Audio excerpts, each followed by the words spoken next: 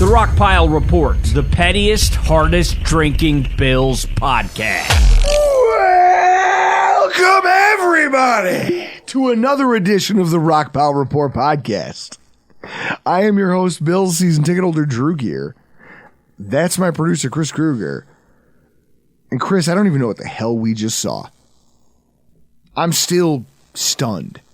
I will tell you, I'll have to pull it up. I can pull it up, but best running performance I've seen by the Bills since 2016 against the 49ers here in Buffalo. Ooh, that's a good pull. Yeah. We had James Cook's the guy. We got a running back. Finally. James Cook. Guys, what a game, what a day, what a weekend, what a world we currently live in. Sitting here on a Monday, sipping Old Tub neat. Oh, it's good. $14.99 at Colonial. Go get some. Guys, it's bottled and bond. It's 100 proof. How do you not like that?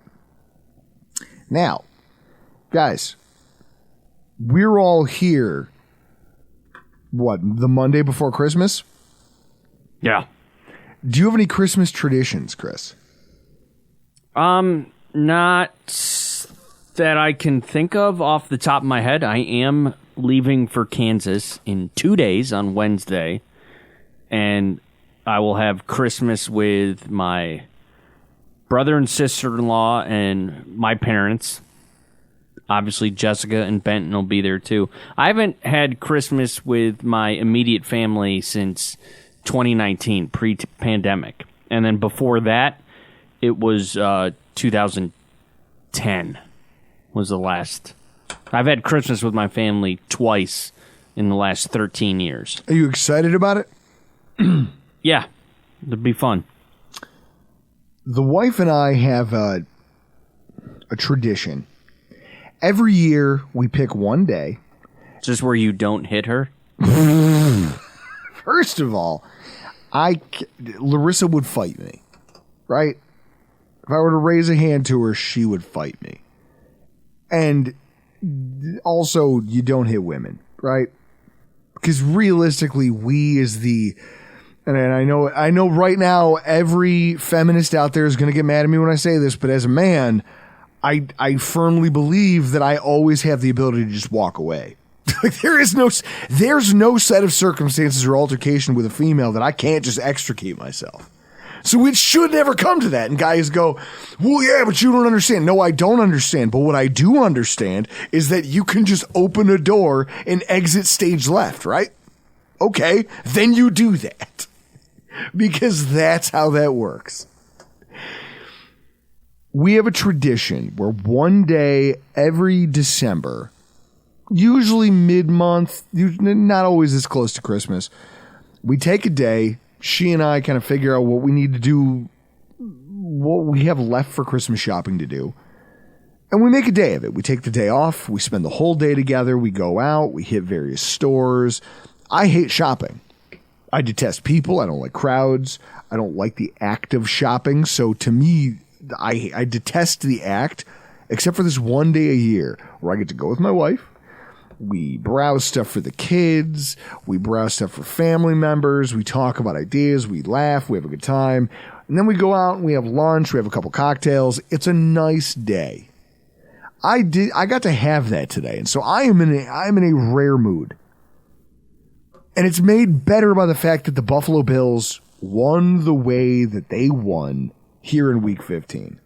This is your recap. Buffalo Bills 31, the Cowboys 10. Here's your stats of the game. Josh Allen, 7 of 15. 94 yards and 1 touchdown. The fewest yards of Allen's career in a victory.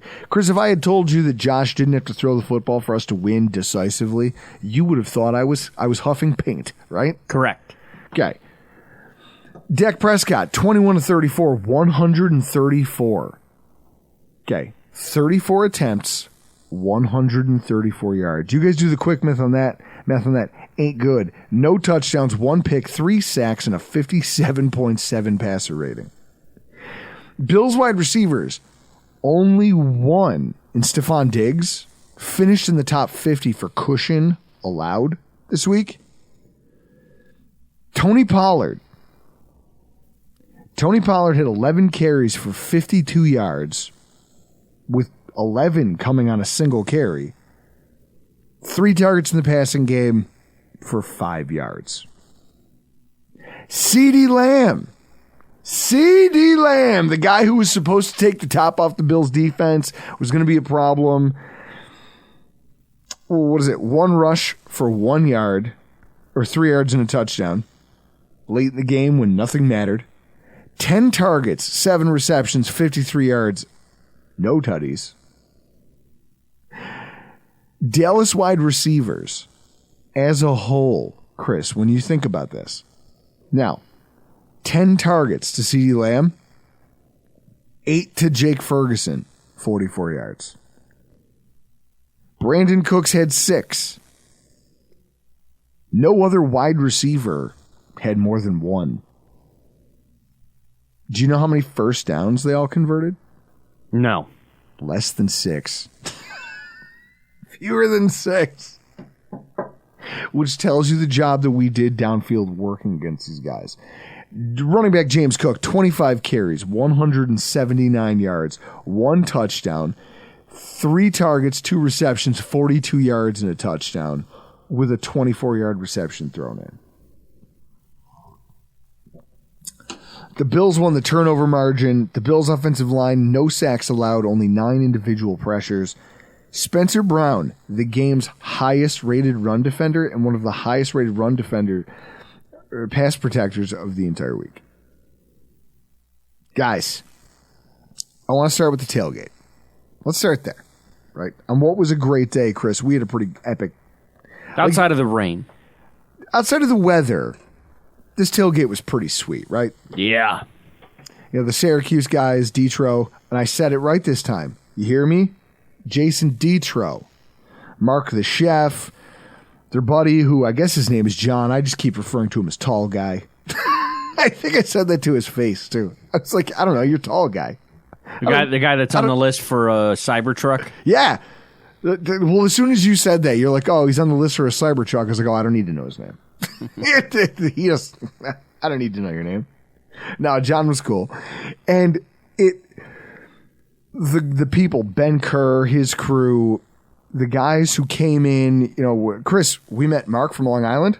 Yep. Who walked over to introduce himself for the I thought it was Chris from Long Island. Wait, was that Chris from Long Island? Yeah. Was I thinking of Mark, who was irritating me about Long Island when I brought up the story?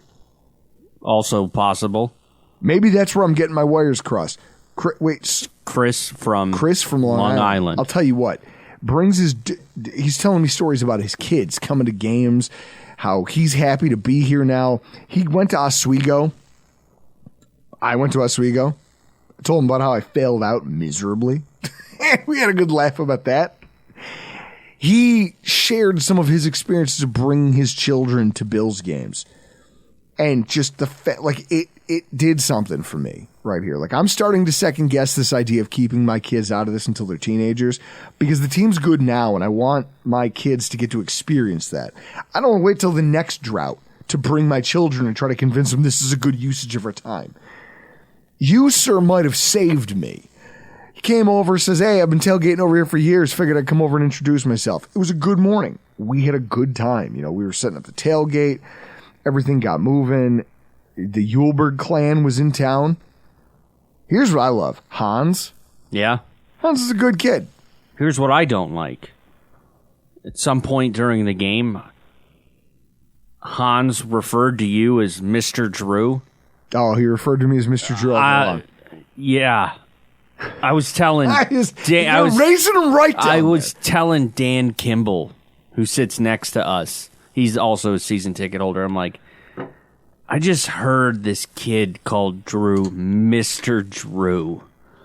And I can't get behind. Like Cartman, you will respect my authority. Yeah, I can't get behind kids like calling you in like a title of an authoritarian yeah, title. That's right. I can't get behind that. Can't get behind that. You better get used to it, because here's what I love. Hans came, got to have dinner with him on Friday night. Obviously, seeing Yulberg was cool, but meeting Hans for the first time was probably cooler, because Justin's old hat now, right? Yeah. Like, we all know Yulberg. You're big, you fly planes, okay, cool. And you got a mustache. And you have a Teddy Roosevelt mustache. Yeah. We get it. It's a hell of a duster. We get it. Now, meeting Hans was cool. What I look forward to is when his little brother Torsten gets to come. Because I think Torsten might be a bigger fan of our podcast. And I think that he sounds a little bit like, I don't know. He sounds like he sounds like a rough go, but a good hang, if that makes any sense. This kid, the stories that Justin's told, I already look forward to meeting this kid. And I love the fact that for such a young man, he appreciates this fine craft that we've put together here at the Rockpile Report. I think that this pilgrimage, this thing, like between Chris from Long Island and between, I think you're wrong. Now that I'm saying it, that feels wrong. No, he said something to me about, like, when I met him, he said Chris. And he also used the terms easy to remember because we have the same name. See, now what's funny is as you're saying it, I can see it. He did introduce himself to me like that. And then Mark was making fun of Long Island because I was like, oh, a guy from Long Island came over and introduced himself. And he immediately started making fun of Long Island as if Mark, who chugs Miller High Life, and I know of a fridge full of it because Mark brings a 30-pack of Miller High Life and drinks 8 of them and then blacks out. Now I have them all. Thanks, Mark. I'm bringing them to the next tailgate. Don't bring any more crap beer. I have all of your crap beer. I have your Strohs. I have your High Life. I have all of it. And I'm bringing it all to the final tailgate, and you're drinking it all. Alcohol poisoning be damned. Allegedly final tailgate. Depends if we get the division. This is true. But so, I can understand it now. I apologize for my mistake. What I do know, Torsten, is that I can't wait for you to come up here and meet the rest of us. Get your first taste of chicken wings. See the falls with your own 2 eyes. There's a lot up here for you. Your brother can tell you about it, but it's not real until you see it. How old is he? Old enough. Old enough to party. That's all I know. Here's what I'm saying. I love the Yulbergs. I love the fact that they've gone, like, what started off as just a guy writing a letter and stuffing in a box of diapers. Yeah, where's that letter? Mailing it up here. It's in a frame over there on the thing. Yeah. Yeah. So now they're friends, and now their children are meeting us, and it's like this is the thing we cultivate here at the Rockpile Report, a real tangible thing of you can come find me, you can come meet us. What you're going to find out is we're not as bad as you think we are, although we might be. We do vote Republican here. We might be. Speak for yourself. I usually vote for the independent candidate because I need that poor son of a bitch to get to 5%. I gotta have a Ross Perot on the debate stage or I'm gonna lose my mind. Either way, what a day. The tailgate was a blast. We fed a ton of people. We had a lot of, like, the food, the grub was awesome. Iman with his tortilla soup, he has that nailed down. I did tacos al pastor. For the first time trying it in a Weber kettle, it actually turned out pretty well. Chris, did you get to partake? No. I didn't get any of your pork stuff. You missed out. I did have the tortilla. I had a first dibs at a tortilla soup. Delicious. Yeah, tell me that wasn't great. Yulberg, what he made. Oh, yeah.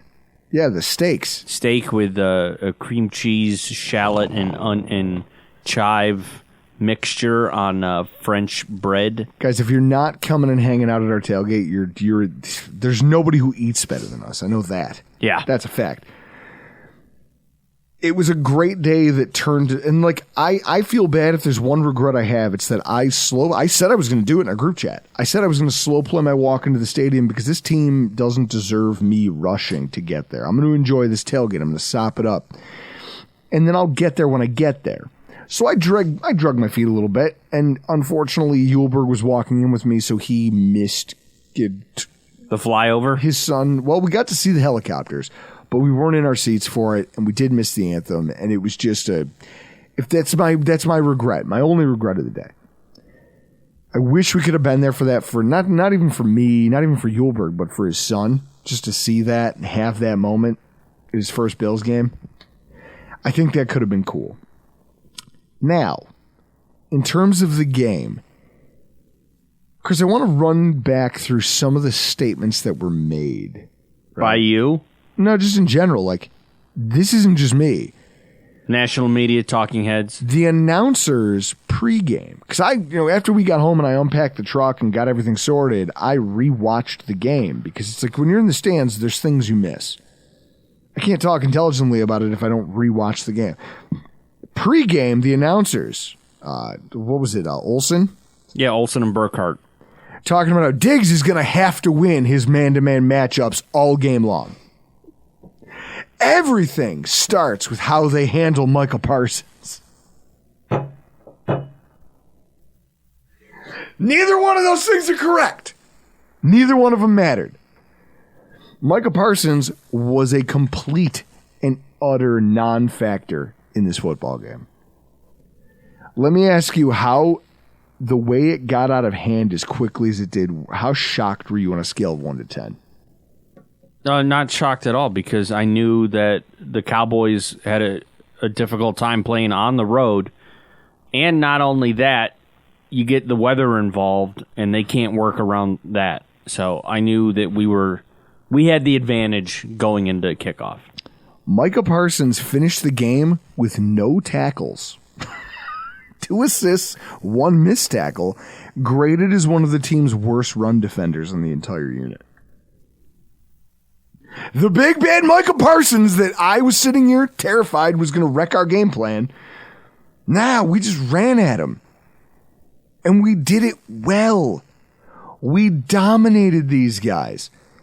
And you saw it, right? And then you think about what Stephon Diggs gave us in this game.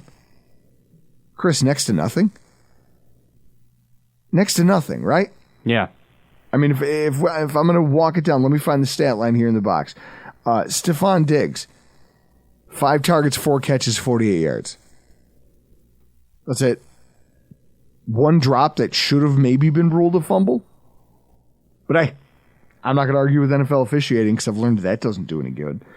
So, realistically, all the things that we thought were going to happen in this game, and all the things that people much smarter who get paid to talk about this stuff thought needed to happen, went up in smoke.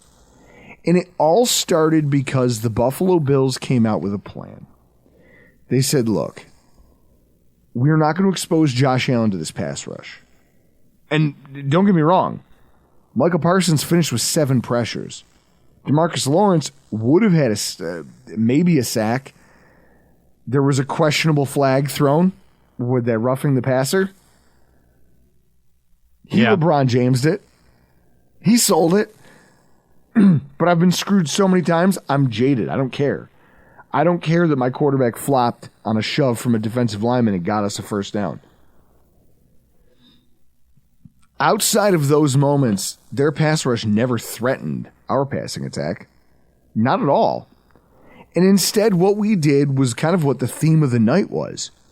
We established that we were just the more physical team on both sides of the ball in the trenches. And you were going to feel it. And they did it for 4 quarters. We bullied them. Bullied them in the trenches.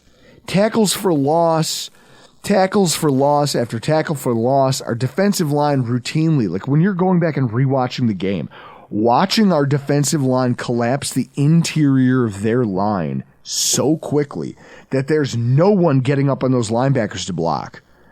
So Greg Rousseau is holding a tackle, and their running back is either trying to trying to come up the middle, but everything's stymied in the gut.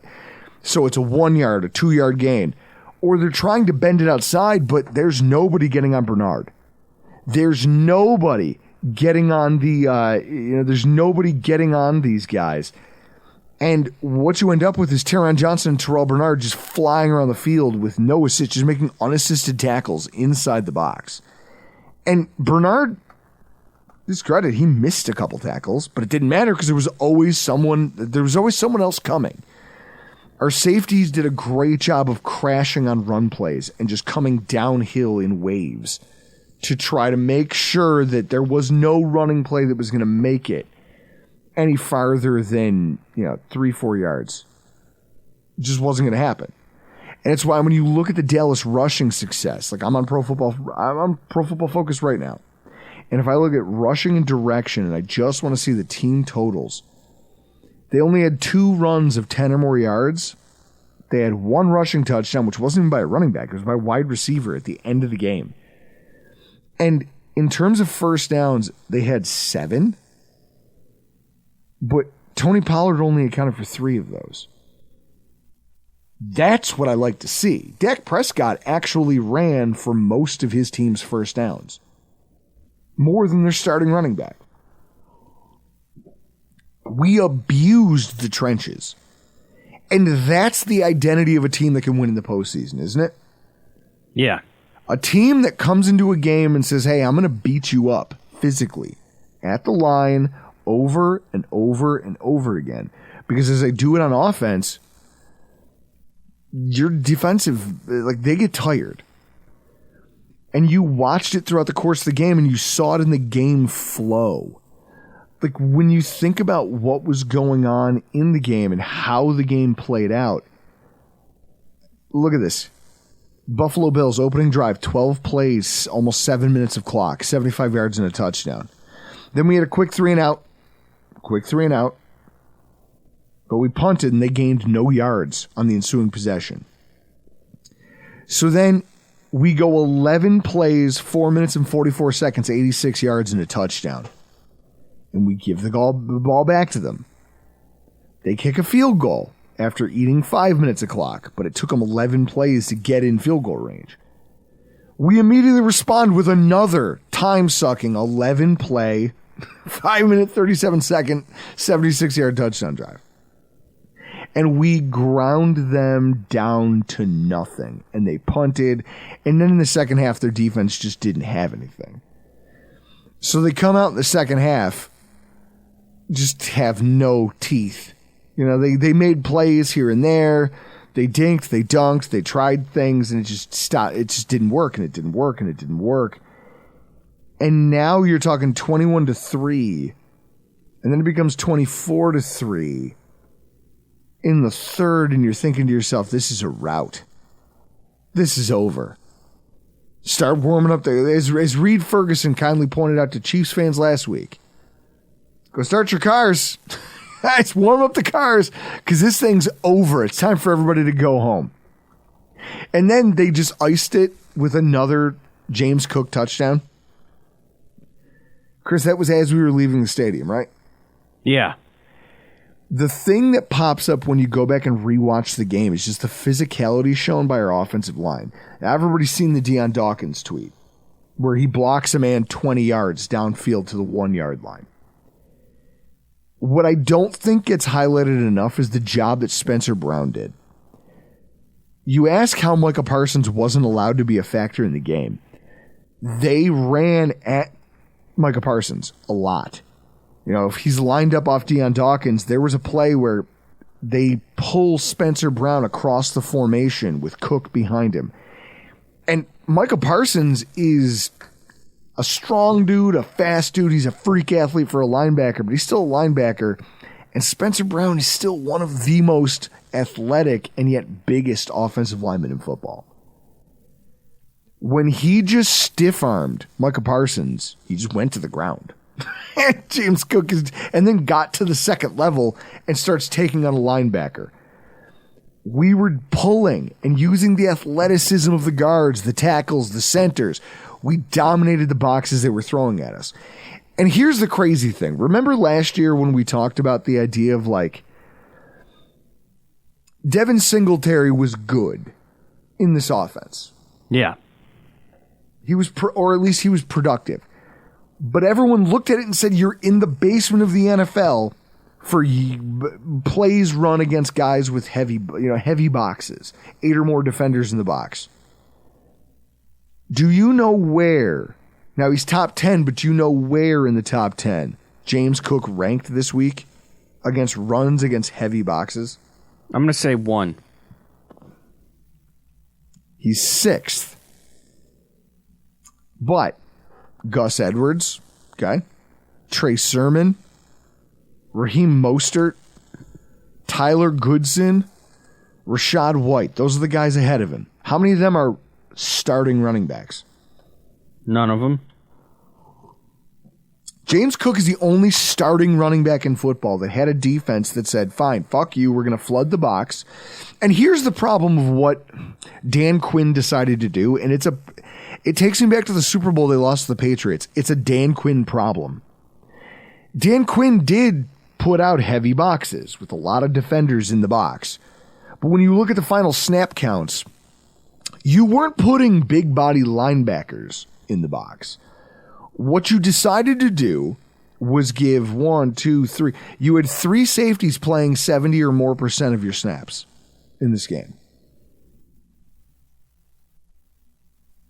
I want you to absorb that for a minute.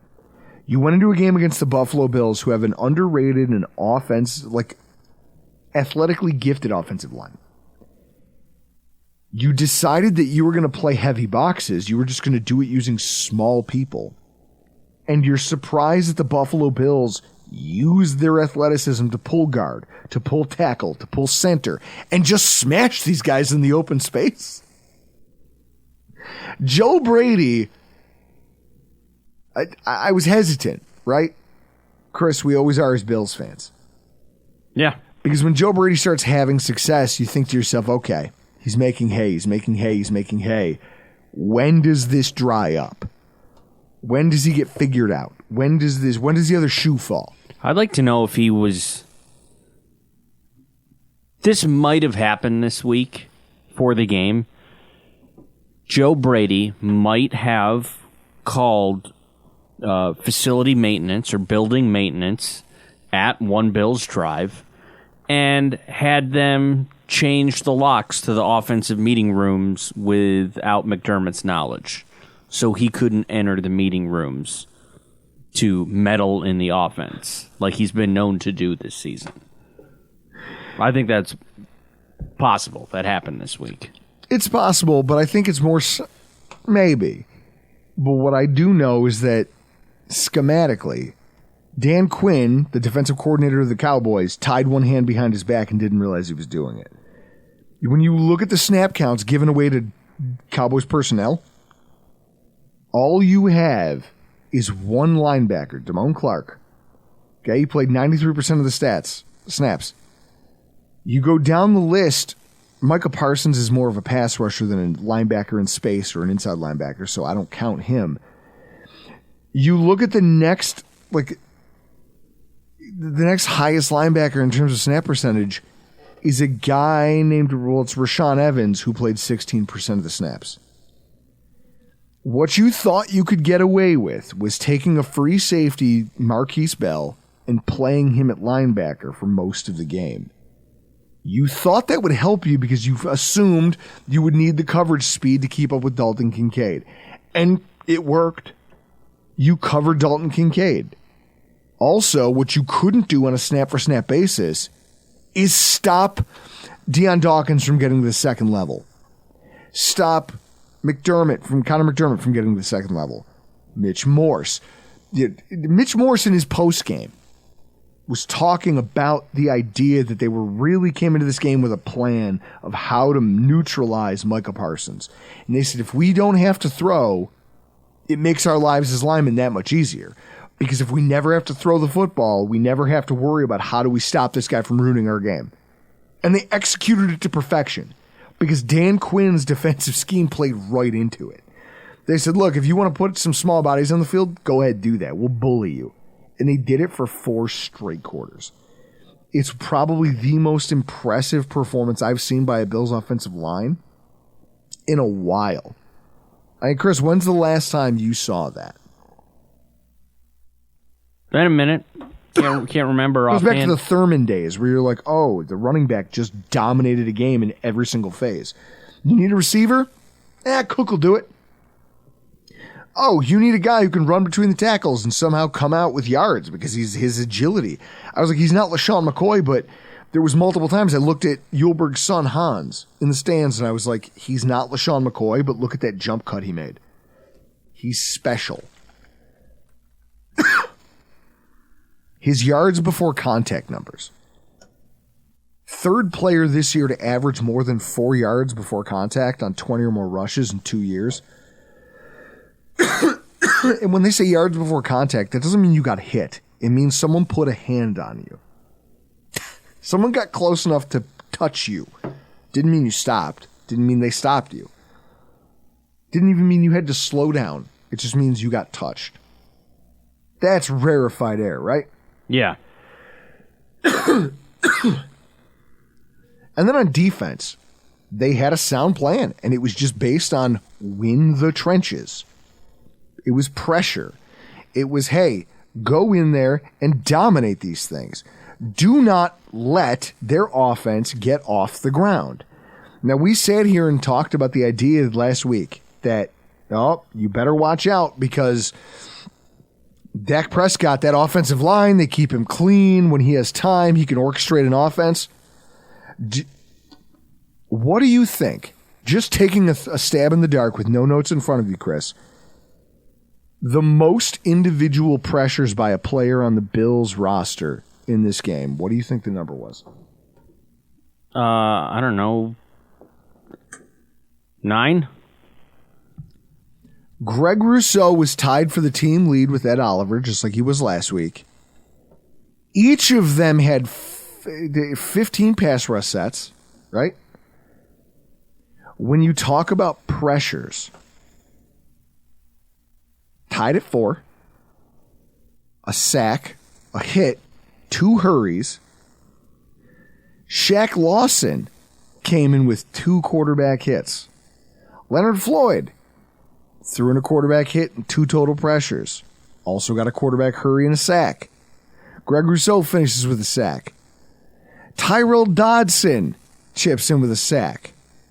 Jordan Phillips chips in with a sack. Pressures 1, 2, 3, 4, 5, 6, 7. 8 different players all had at least 1 pressure. So it wasn't like there was one player that you could scheme against to be like, hey, okay, just stop Rousseau. Well, it's not just Rousseau. All right, well, then fine. We'll slide protection towards Rousseau and Oliver when they're on the same side of the line. That's not going to save you from Floyd over there. Floyd's here too. Oh, wait, they rotated in Shaq Lawson. Shaq Lawson had a big hit. We were all over Dak Prescott in this game. He had no time to operate. There was a lot of really poor decisions. Those 24 completions and 34 yards. Or 134 yards. 134 divided by 24. What's the quick math on that? I have no idea. I don't have a calculator in front of me. Come on, drunkie. 134 divided by 24. 5 yards per throw. They had nothing. They had no ability. And when you look at his passer chart for the week, it's embarrassing. Everything. The thing that stands out the most is the idea that they avoided the middle of the field completely. Now, most of that is because he's being forced left and right. When you look at Dak Prescott, in fact, here, if you're watching us on YouTube, we have a copy of it right here on the screen. And the thing I want you to see is that glaring hole in the middle of the defense for any targets. It's because Dak Prescott never really was ever comfortable in a pocket. We moved him left. We moved him right. So all of his throws were either short checkdowns or they were throws to the boundary under 10 yards. He only had 1, 2, 3, 4, 5, 6, 7, 8 attempts of more than 10 yards downfield. He only completed one of them. He threw a pick on one of them late in the game. That's embarrassing for an offense that tried to bill itself as the best. How about a quarterback who's trying to pass himself off as an MVP candidate? No, not anymore. Nah.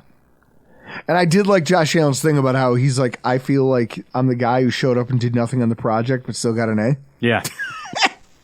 Ain't that the truth? We all know a guy like that. I'm sure you work with guys, right? Mm-hmm. The unit succeeds, you're like, that guy's dead weight, but we're all right. Yeah. That was Josh Allen in this game. Just kind of hanging around, not making mistakes. I mean, I'm not going to lie. That rushing touchdown, again, was a piece of genius by Josh Allen. But that's what makes our team special. And it's what makes teams like Dallas frustrated. Because they wish they had that level of greatness, and they see the gap between what they could have and what they do have. So even on their best days, when you're scoring 40 points against bad teams, you don't have Josh Allen. So on a day when neither quarterback did anything particularly special, Cowboys fans would still rather have Josh Allen than Dak Prescott in this one, wouldn't they? Yeah. My wife was sitting there with me at lunch today in the bar we went to, Potter's Field. Amazing food. You got good wings. Good wings, a great Reuben. A great Reuben. I'm watching ESPN, and they were replaying the Josh Allen Dak Prescott handshake after the game. And she was like, "It's funny to me." And I go, "What's funny?" She goes, "It's funny to me. He gave him the most dismissive handshake I've seen him." She goes, "Usually when I see him with Patrick Mahomes, and they go out there, they hug, they make small talk. He's out there with Joe Burrow going, 'Joe, I love you,' and they're telling each other how much they love each other." She goes, "It's a bro fest. It's two dudes going, 'I love you, man. No, I love you, bro. I love you. Sorry I ended this way for you, man, but I love you, and I want the best for you," and blah, blah, blah, blah. And then she goes, and then I watch him with Dak Prescott, and he just literally might as well have just dapped him up and just walked away. And so I went back and watched it again, and I go, no, she's not wrong. What do you think that is, Chris? Because I have a theory. I wouldn't. You're asking the wrong guy. I believe that Josh Allen respects his peers. And I think Josh Allen knows, after having now just dominated two Dak Prescott teams, he doesn't respect Dak Prescott, and nor would I. The same way you don't respect the guy who just hangs around on the squad, still gets passing billing even though he's not doing anything. Yeah. He doesn't respect that guy. And so he doesn't have that same relationship with him. There's none of that camaraderie of like, hey man, let's talk about this. Let's have a friendship beyond this thing. I think he looks at him as a fraud, as I think most people should. Because you see what Dak Prescott is, and then you look at his postseason record, and then you look at his this statistic right here that I have on my phone is one of the most damning things. They go, the Dolphins and Cowboys, it's going to be the first time that two teams play in 20 years where the combined record, right? They have over 20 wins combined between them. And at the same time, 20 or more wins, and yet they only have one win over a team with a record of better than 500. The Cowboys have one. They're 1-3. This was sent to me by Super Mexican, by the way, just so he doesn't get mad and thinks I'm not giving citations and giving credit where it's due. Cowboys 1-3 against teams above 500. The Dolphins are 0-3. It's the first time in NFL history between these teams with those records. So it's almost like the Fraud Bowl. Can we call it that? Yes. Fraud Bowl. And I can't wait to play Miami again. I just have to hope that when we do, it means something.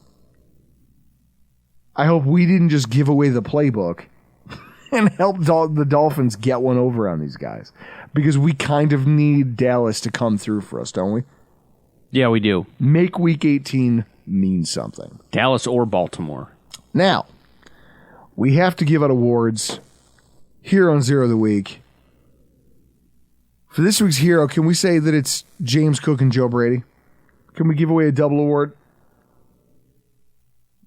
Because if not, I'm just giving it to James Cook.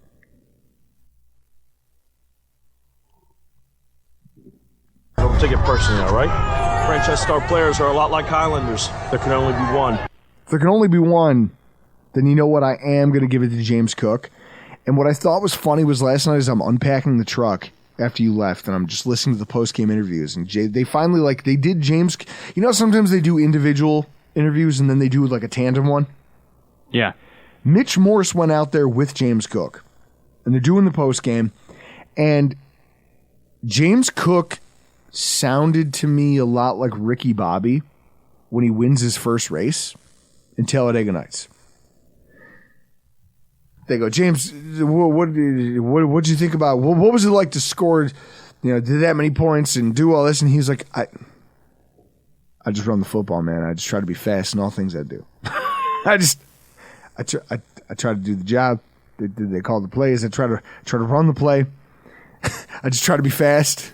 I just try to be fast, try to be physical. And it was the same thing over and over again. And it was like, oh no, the boy just wants to go fast. And he doesn't have he almost doesn't know what to say because he's never been put on a podium like this. You go back to Georgia. When did they ever interview college players after games individually like that? They don't do that. Not often. Not often. It's usually the head coach. He's the only one who talks. So then here's James Cook, who's never really, he was kind of riding shotgun with other running backs over the last year or two. He's finally the guy. He finally gets a game to be the guy. And then you put him out there and stick a microphone in front of his face and ask him a bunch of complicated questions. He's like, I don't know what to do. He goes, I was just going fast, and I ran, and the yards and the touchdown, and people were cheering. And then the guy pushes his hands down. Then he goes, oh yeah, so on that touchdown throw, I just tried to make myself available, and I got loose, and then I just saw the end zone, man, and I couldn't stop running. It just keeps creeping up. I love that for him. There's a Forrest Gump quality to this. I've never had a microphone shoved in my face, so I don't know what to say. I know how to run fast. I know how to pick a hole. I know how to scat. I know how to beat a guy in a hole. I know how to get some wiggle into my approach to a trajectory as I'm running. I just can't speak on it. It was so funny, Chris, after years of having guys like LaShawn McCoy. Yeah. After growing up seeing guys like, what's his face, the running back, was it Priest Holmes? Who had the characters he would do at the podium? Running backs always had a personality. Thurman Thomas is an outgoing guy. All these guys who are good, who have a spark to them, and then there's James Cook, who's just I don't know. I don't know. I don't know, man. I'm trying to go fast. I'm trying to go fast. I love this guy. And I think that this was probably more his coming out party than anything else, because it wasn't a flash in the pan. They tried to stop him. They just went about it the wrong way. And if you don't have, so now a note to every team that doesn't have a dominant nose tackle and also doesn't have great linebacker play, go ahead and try to replicate what the Cowboys did. You'll fail. And it gives the Bills confidence to know that they now have another thing in their arsenal that they can turn to when, hey, we don't want to expose our quarterback to hits. We don't want to try to orchestrate a downfield passing game against this opportunistic defense. Fuck DaRon Bland. Fuck Bland and his 6 interceptions or 8 interceptions and 5 for a touchdown. I'll see him in hell. Why? Because I'm never going to throw at him. We're just going to avoid the conversation altogether. We will shove it down your throat with every running back we have. Now teams are going to have to respect that as we come here down the stretch and maybe into the playoffs. If there's a loser for the night, it's me. It's me, Drew. Folks fell on your face. You get an F- in my book. Now, our friend Mark drinks a bit, and he signed up for guys, Chris, is this not the dumbest thing you've ever heard of? Yeah. Not even, you didn't buy the app. You bought a subscription to an app. That alone seems dumb, doesn't it? Mm-hmm. He bought a subscription after a handful of beers to a meme-generating app. But he was in rare form on Sunday with some real gems. If I'm looking at it here in our Google Drive correctly, Chris, he beat up on me pretty good, didn't he? He did. I looked at him.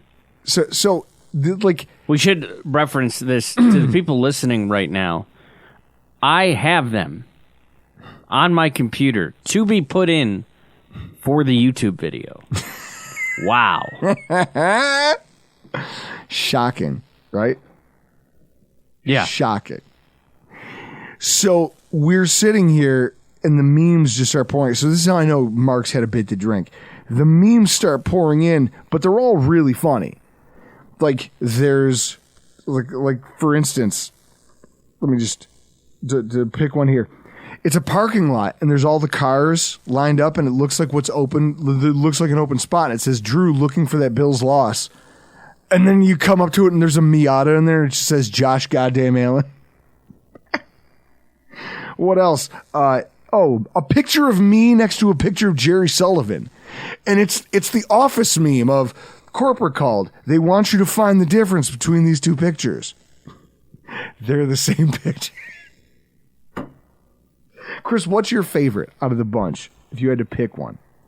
Well, I mean, I have them. It's weird. I have them. I like the one. I have them on the computer, so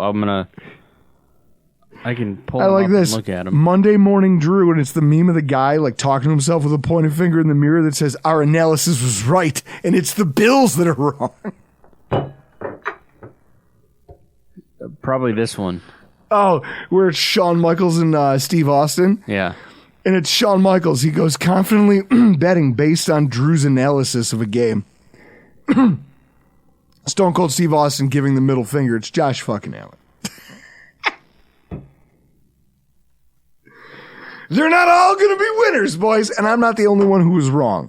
I want to point out that at the top of the broadcast, the analyst made the same mistakes I did. I overthought this thing. I didn't know. He gets drunk and mad that I was so much of a downer. Rightfully so. Rightfully so.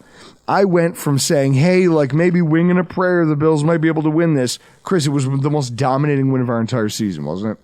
Yeah. It's like the first time all season we used a run game. Pretty neat. So whose analysis, like, I'm the horse's ass in this, aren't I? Yeah.